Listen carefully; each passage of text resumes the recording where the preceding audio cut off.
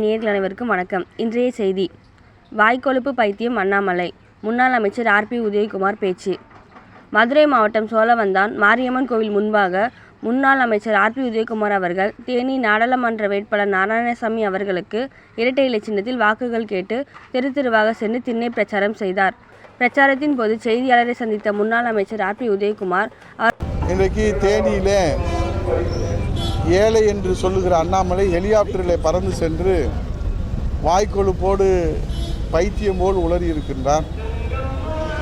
அவர் அதிமுகவில் யார் தலைவராக வேண்டும், அதிமுக யாரிடம் இருக்க வேண்டும் என்று அவர் ஜாதகம் கடித்து சொல்லியிருக்கிறார்.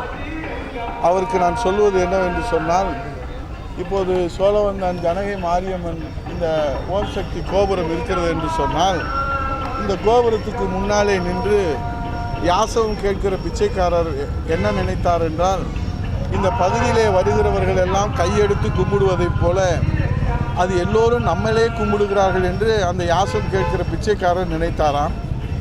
ஆனால் அவர் உளறுவதை பார்த்து அந்த மக்கள் உள்ளே இருக்கிற கோயில் அலுவலரிடத்தில் புகார் தெரிவிக்கிற போது அந்த கோயில் அலுவலர் இங்கே இருந்து இது மாதிரியெல்லாம் உளரக்கூடாது என்று அந்த யாசகம் கேட்கிற பிச்சைக்காரரை இங்கே இருந்து விரட்டி விடுகிற போது எதிர் திசையில் நின்று அவர் யாசகம் கேட்கிற போது தான் அவருக்கு உண்மை புரிந்ததாம்.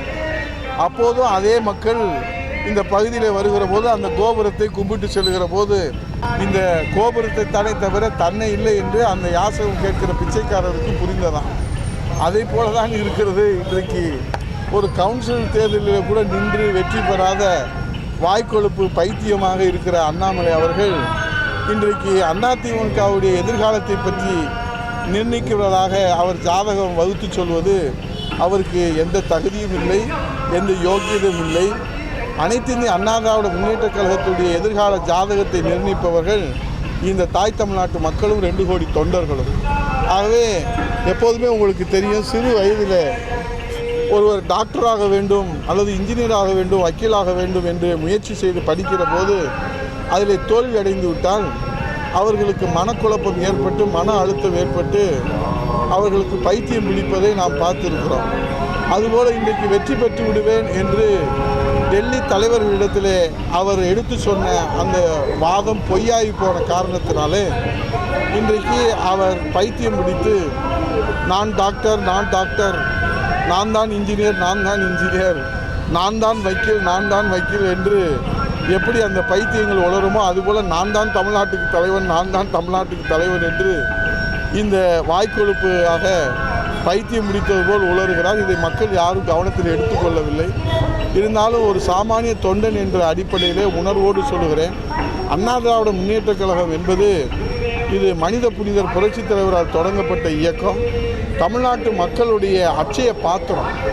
ஒன்றே ஒன்று அந்த வாய்க்கொழுப்பு பைத்தியம் அண்ணாமலைக்கு நான் சொல்லுகிறேன், அண்ணா திராவிட முன்னேற்றக் கழகத்தில் இருந்து திமுகவிலே போய் கட்சியில் இருந்து அங்கே அமைச்சராக இருக்கிறார்கள், காங்கிரஸ் கட்சியிலே சென்று அங்கே அமைச்சராக இருக்கிறார்கள், பாரதிய ஜனதா கட்சியில் நின்று எம்எல்ஏ ஆகி இப்போது அமைச்சராக முயற்சி செய்கிறார்கள்.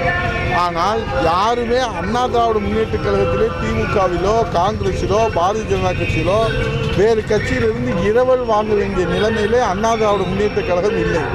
அண்ணா திராவிட முன்னேற்றக் கழகத்திலிருந்து ஒருவர் வெளியேறினால் 1000 பேர் அண்ணா திராவிட முன்னேற்றக் கழகத்தை தாங்கி பிடிப்பதற்கு இளைய சமுதாயமும் இளம் ரத்தமும் மணி அடிக்குது. ஆகவே அண்ணா திராவிட முன்னேற்றக் கழகத்தை அழிக்க நினைத்தவர்கள் தான் அழிந்து போயிருக்கிறார்கள். இதே போன்று தான் 2010 மு.க. அழகிரி தமிழ்நாட்டிலே அதிமுக 2011 இருக்காது என்று அன்றைக்கு சொன்னார். ஆனால் 2011 அம்மா முதலமைச்சரானார். அழகிரி அவர்கள் தான் இருக்கிற இடம் தெரியாமல் போய்விட்டார். இதுபோன்று நான் எத்தனையோ உதாரணங்களை சொல்ல முடியும். ஆகவே இப்போது நான் தான் தலைவர் என்று அந்த தோல்வி பயத்திலே வாய்க்கொழுப்பு பைத்தியமாக சுற்றித் திரிகிற அண்ணாமலைக்கு வருகிற 19ஆம் தேதி இந்த தமிழ்நாட்டு மக்கள் கொடுக்கிற தீர்ப்பு தான் குற்றாலத்திலே சென்று குளித்து பைத்தியம் தெளிவதைப் போல 19ஆம் தேதி அவருக்கு பைத்தியம் தெரியும்.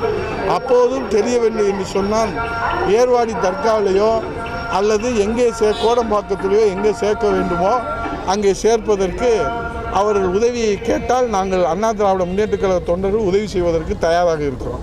சார், இந்த பாஜக தலைவர் தொடர்ந்து ரோட் ஷோ நடத்துகிறாங்க, அது தமிழகத்தில் எந்த அளவுக்கு பிரதிபலிக்குன்னு நினைக்கிறீங்க? அதாவது சார், அண்ணா திராவிட முன்னேற்றக் கழகம் என்பதும் திராவிட இயக்கம் என்பதும் மாலை நேர பல்கலைக்கழகம் என்று சொல்வார்கள். பொதுக்கூட்டத்தை மாலை நேர பல்கலைக்கழகம் என்று சொன்னால் இந்த பொதுக்கூட்ட மேடைகளிலே சொல்லுகிற செய்தி அவர்களுடைய வாழ்விலே ஒரு வழிகாட்டியாக, அவருடைய வாழ்விலே ஒரு வெளிச்சமாக, அப்படித்தான் நம்முடைய திராவிட இயக்கங்களுடைய பொதுக்கூட்ட மேடைகள் அமைந்திருக்கிறது. அப்படித்தான் இந்த இயக்கம் இங்கே வளர்ந்திருக்கிறது. பேரறிஞர் பெருந்தகை அண்ணா அவர்கள் முதலாக திராவிட முன்னேற்றக் கழகத்தை ஆட்சி கட்டில் அமர்த்துகிற போது இந்த மக்களுக்கு மேடை போட்டு, மேடை அமைக்க விடவில்லை என்றால் கட்ட வேண்டியை கூட மேடையாக்கித்தான் அன்றைக்கு வளர்த்து வந்திருக்கிறார். இன்றைக்கு அவர்களுக்கு மேடை போட்டு மக்களை திரட்ட முடியாத காரணத்தினாலே அவர்கள் வழியிலே செல்லுகிறவர்கள் போகிறவர்கள் எல்லாம் கணக்கு காட்டி பஞ்சு மிட்டாய் விற்பவர்களையும், ஐஸ் குச்சி விற்பவர்களையும், குல்பி விற்பவர்களையும் கணக்கு காட்டி மக்கள் செல்வாக்குள்ள தலைவர்களாக இங்கே இருக்கக்கூடிய இந்த வாய்க்கொழுப்பு பைத்தியம் அண்ணாமலை டெல்லி தலைவர்களை ஏமாற்றுவதற்கு நடத்துகிற ஷோ தான் இது. ஏமாற்று ஷோவை தவிர ரோடு ஷோ அல்ல. ஆகவே இந்த ஏமாற்று ஷோ மக்களுக்கு எந்த விதத்திலும் பலனளிக்கப் போவதில்லை, எந்த நன்மையும் தரப்போவதில்லை. இப்போது ரோடு ஷோவில் இப்படியே போகிறாங்கன்னா இந்த மக்களுக்கு என்ன செய்தியை சொல்கிறாங்க? ஆக தலையாட்டி பொம்மைகளாக தலைவர்களை, டெல்லி தலைவர்களை அண்ணாமலை மாற்றியிருக்கிறார் என்பதுதான் இன்றைக்கு இருக்கக்கூடிய ரோடு ஷோ காட்டுகிறது. இந்த ரோடு ஷோனால் மக்களுக்கு என்ன நன்மை? ஏதாவது வாக்குறுதி கொடுக்குறார்களா ரோடு ஷோவில்? அல்லது ஏதாவது செய்திகளை மக்களுக்கு சொல்லுகிறார்களா? அல்லது இந்த மக்களுக்கு என்ன சொல்ல விரும்புகிறார்கள் இந்த ரோடு ஷோ மூலமாக? ஆகவே இப்போ ரோட்டில் நான் நடந்து போனால் எல்லோரும் என்னை பார்க்கிறார்கள் என்று சொன்னால் அது எனக்கு செல்வாக்கு என்று நினைத்து கொண்டால் அது முழுக்க பைத்தியக்காரத்தனம், அது முட்டாள்தனம். ஆகவே ஒரு பிரச்சாரம் என்று சொன்னால் அதற்கென்று ஒரு மரபு இருக்கிறது, வழிமுறைகள் இருக்கிறது. அது வரவேற்பு கொடுப்பது என்பது காலகாலமாக இருக்கிறது. அதுவே ஏதோ ரோடு ஷோ, இது என்னென்னா ஒரு கார்ப்பரேட் கம்பெனி போல் இன்றைக்கு இருக்கக்கூடிய இந்த வாய்க்கொழுப்பு பைத்தியம் அண்ணாமலை அந்த டெல்லி தலைவர்களை ஏமாற்றி வருகிறார்.